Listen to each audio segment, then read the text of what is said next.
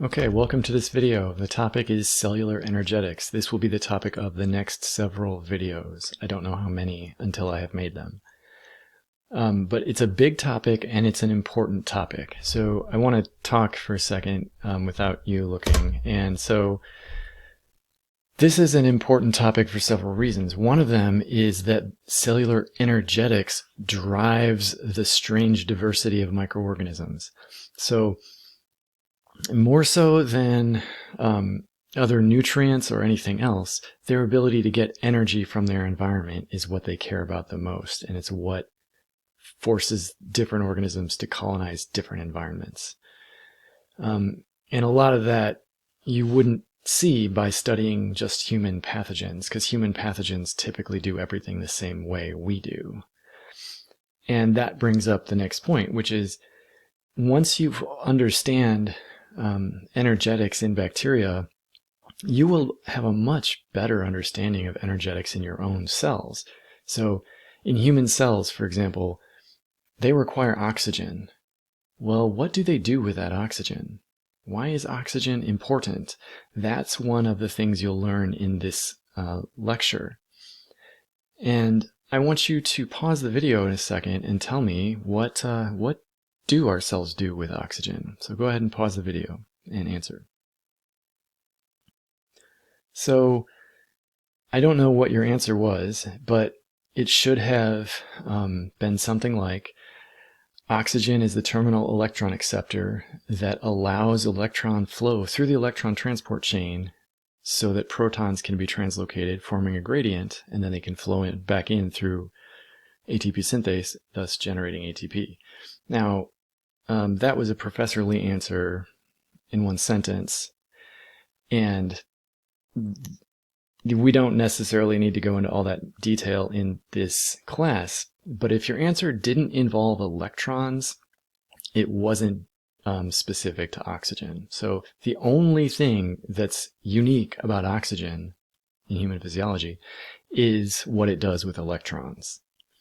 So we're going to get into that.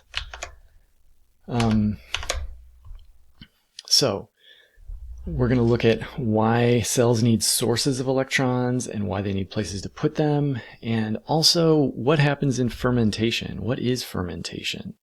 Like, you know that muscle cells have to do fermentation when they can't get enough oxygen. Well, what are they doing, and why do they need fermentation? Why does that solve a problem? That's where we are headed. So what I recommend is you go very slowly through these slides, because this is very conceptual and it's based on chemistry, and these slides are meant to walk you through everything in case you have forgotten everything about chemistry or in case you never learned it. But that does mean there are a lot of concepts in these slides, and a lot of them are meant to be review. So go one step at a time and keep track of what's confusing to you, keep track of what doesn't seem right to you, and bring that up in office hours or post questions to the Q&A on Moodle. That's what I recommend. Also, several slides, you'll see that box in the corner. You can skip those. Those are for your curiosity only. Okay, so one thing we're going to see, let's just make this what this is. One thing we're going to see is that cells convert energy from one form to another. And this is a major concept in biology. It's conversion of energy from one form to another. We won't get into why they do this, because that you're looking at evolutionary fitness, and that's not really where we go. The first step is just understanding what they do, and then we can think about why they do it. So what you'll see is cells typically bring in molecules like glucose, which have energy stored in their chemical bonds. And they're going to do chemical reactions to liberate electrons from them. And they're going to send those electrons through an electron transport chain. And if you can't visualize that right now, that's okay. But that flow of electrons is another form of energy. That's electrical current, and that is a form of energy. And that energy is used by the electron transport chain to make a gradient of protons across the cell membrane. So if you if you're familiar with neurons and the ion gradients and the concentration gradients of potassium, for example, this is a similar thing. This cells energize their membranes by pumping protons across them. And then that is a source of energy used to make ATP.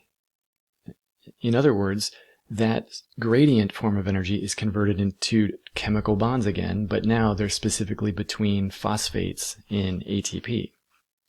So come back to this slide because we're going to see all of this. So this is a big topic, and I think we should make it its own video.